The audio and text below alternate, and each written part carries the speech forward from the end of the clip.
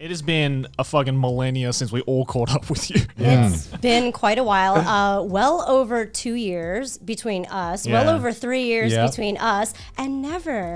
Yeah, I think I met Was you. it the first time for you? Well, I met you very, very briefly, but you don't probably remember. Oh, yeah, no. When? No, it's When? at AX, but you were cosplaying as like Chun-Li, I think. Oh, yeah, that sounds about right. And you were like, I was like, oh, hi, because I was with Jerry. And then you. That was the first time I met you, right? No, that was 2 years after. No one knows what anyone met. We met in 2016.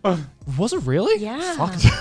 And then it was crazy because after we met, then we like randomly shot in Japan, and I was like, I need to go buy a bunch of eroge, and we were like, yeah, let's make a video. Oh yeah. We But that spent was, like 6 hours in that one eroge shop. It was I think I remember watching Yeah, this video. and I made like I remember that video. I made as like an well. animated vlog about it. because right? it was too messed Yeah, up. because otherwise it would have just been censor bars for 15 minutes. I did that. I just had like mosaics the whole time. Like for 7 minutes straight, it's just like us talking in mosaics and then like cutting really. Well, I mean, it's like being on a dangerously. Zoom call in public now with the filter behind you. It's like, hi, everyone, here's the video. Just everything is blurry. Because I remember watching that video. I remember thinking it looked like, you know, one of those undercover cop videos where they like where they like bust like the pedophile or something. Right, and you just like sneakily like going around the shop and you're like, what's your favorite eroge? So before we jump right into the deep end of content, I think, Reina, you should probably introduce yourself to the audience who might not know who you are. Yes. I don't really know what I do anymore because due to the pandemic, I had to like really kind of do different things that I normally do. But I do YouTube. I'm normally a host for other channels like First We Feast. I have a show called Gochi Gang where we Wow, go right, I around. totally. You've literally like done everything. I swear. I always saw you as like a YouTube jack of all trades. Oh You my were like God, always. an You were like always everywhere. That's always so nice hosting of something. you. Oh, thank No, you. no, I'm being serious. I'm not trying to. That's so. I'm gonna cry. I'm sorry. I'm filled with emotions. This is also the first time I've like collaborated physically with another person in a whole year. So like even like physical contact with another person is kind of intense for me. Oh my god, it's real. It's real. And we're speaking English. But yeah, normally I'm a host, and then I also do some voice work. I obviously do YouTube, but for now it's really just to kind of keep myself as relevant as possible until my hosting gigs come back. But, right. Yeah. Because most of your hosting gigs are overseas, right? Yeah, they're overseas. Yeah. And also even like voicing stuff. I recently just did a couple Japanese voices for some video game companies here, but Nice. I had to record myself alone in my home, and like Right. I don't have any okay. like I had to use my own mixer, and I was so scared. So even like I don't even go to studios anymore. So again, this is very exciting. It's very nice. I'm honored. Thank you. Well, I mean, like, I guess, like, how I found you, and I think how a lot of people also know you, is back in the day, you were on SourceFed. Yes. Okay. Yeah, that is definitely. That's where what I mean. was Literally, Reina has done everything. I Like completely Reina has forgot. been around forever doing it. Like, I online. have. forgot I'm that's very how I old. discovered you. No. You're like royalty. You know. There's You're- actually an ongoing joke about how really? I'm 42, and I actually came on this podcast specifically to destroy. Just that dispel the rumors. Yes, that's what I came here Destroy for. people with facts and logic. Yes, and I have to throw you under the bus. Last year, Me? Yeah. 2 years ago, when we were doing Drama. that Hanami thing, Yeah. in one of the videos, you loudly and jokingly were like, "No, she's really 42. Everybody believes me," and everyone believed you. And you had like the silliest look, and you were just like running around, just like yelling, and yet they all believed you. They want the truth more. You know. It bothers me so much. Like as I get older and as I like approach that age and that like curve gets closer. Well, it'll be right eventually, right? You know, Yeah, a broken clock is right 2 times a day, right? That's the saying. People will watch that video next year and being like, well, she's actually 42 now, Right, so, right. yeah. I like nodded at first. I was like, yeah. No, but like, yeah, Yes, but like, SourceFed. I feel you're one of those like YouTube personalities where it's kind of like everyone knows who you are, but there isn't like a specific moment in time where Right. people came to know you. You're one of those personalities where it's like, I mean, if you watch YouTube, She's for the hosting longest everything time, I like. It's the kind of name and face where it's like, yeah, I've definitely seen you somewhere, but I can't pinpoint where. Right, Yeah. I can't place it. I get that a Because lot. Yeah. You've been involved in so many different projects and so many different channels as like the professional host that if anyone's in like the nerd industry, especially the anime industry, they've definitely seen your face around. Oh yeah. Yeah, I worked really hard in the beginning. So to establish myself at SourceFed, they obviously they were, ramping up to gain other hosts. And yeah. I was their third generation host, and they definitely wanted to get into anime. And before that, I was translating anime for fan subs and for Crunchyroll. So I was like, I made sure I secured that professional angle so that I have like something to had some fall back cred. on. Yeah. Exactly. It's not just like, oh, like I promise I know what I'm talking about. It's like, no, I know the technical stuff, so I can kind of delve into really strange things if I need to, or things that like people don't really reveal normally. So SourceFed was like the first big thing. yeah, I would say so. How did you get involved with that? Yeah, and I'm also curious because I'm sure the viewers are going to be the same way. I've heard SourceFed. I know that all I know is that Philip DeFranco was jumping right into it back then with that. I don't really. What's up, Nation? I get sued by Phil.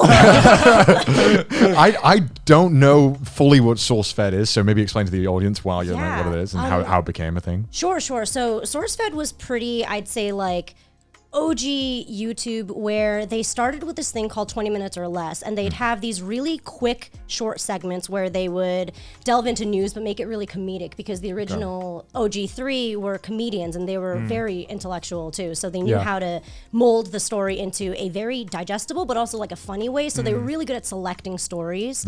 And they obviously purposefully did not choose like intense or like depressing things, and they really made a name for themselves. They left the depressing shit to Philly D, right? Exactly, because at least Phil would like he has a little bit of a long form platform where he's able to talk about it, so it's not like dismissing it necessarily. So, but and I think they were part of the original YouTube startup program, where I think Phil was given startup money from YouTube to start up SourceFed, and that's how he kind of ragtag handled that, hired the three. This is when the partnership program was just like really early days, right? Yeah, and very exclusive. Where people were just like, oh, you can make money from being a YouTuber? What is going on? This is like 2009, 2010 maybe. Damn. Yeah, because I was an intern in 2012. Actually, that's how they found me. I moved to LA for fun, and also I was like sick of the snow in New Jersey. That's where I grew up. And I auditioned I didn't audition. I got hired as one of their interns, and I was I was Phil's intern as well. And he had me guest host a sexy ladies segment. I remember when Phil did that. It was for the thumbnails, right? Yeah. It's like, that was the first time I was ever on camera. What did you? Wait. So anyway, how did this pitch come about? He's like, "Listen, Reina, I got a job that only you can do. Sexy. I don't want to apply for this." No, I was just his intern. I was like getting him lunches and coffee, and I was just doing some like research for metadata kind of thing. Was it a thing where I don't want this to seem too misogynistic? Could you like spice it up a little bit? That was actually exactly it. Okay. I can't even tell you how exact that was. Okay. I know you, Phil. Yo, Ashley, do you want to host a new segment for us? And it literally, like, the segment was called "Intern Reina Brings in the Sexy Lady." You can't make this shit up. That's so that happened. That's probably a pass that Phil kind of wants to like brush under the rug, right? Oh my That God. is the most 2012 sounding title I've Yeah. ever It heard. is. so that's when Phil started jumping right into it. I had to say Sup Nation. That's why I like it Sup like rings Nation. in my head. But it was actually a lot of fun. And Darren was the cameraman at the time, and he was the producer, and he was so good, and he was like so professional, and he really, I don't know, he like brought me into this new world of being not an intern but talking on camera, and I was so nervous, but it was just like so much fun. And also it was talking about sexy ladies, which I was like, yeah, I'll do that. Could be talking about worse things. Yeah. The worst part about it though was that it was this new fresh 18 girl who was being, I guess, like Googled before that, but she like just turned 18. So it's like, it's legal now. And I had to like do that. Yeah. So YouTube 10 years ago was a different planet. it's a man. different, It was. And that was Yeah. like monetized. Can only imagine. It makes me feel sad that when you refer to SourceFed, you're like, oh, it's an OG YouTube channel. And I'm just like, oh, shit, I guess it is, isn't it?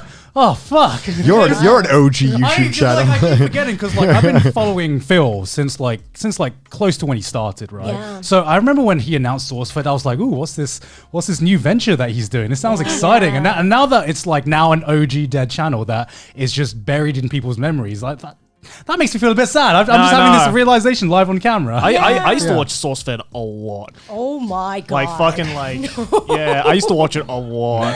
I was like, at one point, I would say it's probably one of my favorite channels to watch. Wow. Just because it's like, again, it's like, you know, it wasn't like as, you know, I watched Philly Day as well, obviously for like the news stuff, but it was also just like, you know, it was edutainment. Yes, right? That was like the big selling point for it. It was like, you get to learn some shit, but at the same time, you can have fun with these comedians. Yeah. And you kind of remember it because it's funny. I think that was also the other point of it. Like, it's shareable because it's not dark and it's also funny, so it makes sense to like put all over Facebook kind of thing. Everybody else can watch it and be entertained by it. So yeah, it was like a brilliant idea, and they started making other sub channels like SourceFed Nerd, and then I ran their gaming channel Super Panic Frenzy with Steven Suptic, and that was like my golden time, I'd say. Like that was when I was already finally comfortable being on camera. It was really fun. Right. And then I left for Crunchyroll. So Wow. So what made you leave? I was really heartbroken that they canceled Super Panic Frenzy because on my gaming channel, because we were hitting all the numbers like hard. We were completely setting all the goals, and at the time we were owned by Discovery Digital Networks. And and I remember that whole thing. I remember SourceFed ending, and then they tried to continue it under a different name or something, right? Yeah, that was bad. That was I think it's like a completely different company now, but right when SourceFed, like when Discovery let go of SourceFed, somebody tried to pick it up and kind of like almost zombie reanimate it. Like still using the audience and usurping it. Yeah, like they took the same channel, renamed it, and hired different hosts to continue on this show. As though it felt very like puppeted and strange. It kind of felt like you went to a friend's house and there was just a stranger sitting there pretending to be your friend. This is and my you're just house like, now. Wait a minute, what's going on? I'm at Connor's house. Welcome back, Con. Good to see you back here. It was like, hold on, that's not Connor, that's a Connor animatronic. That's so worrying. Oh my god.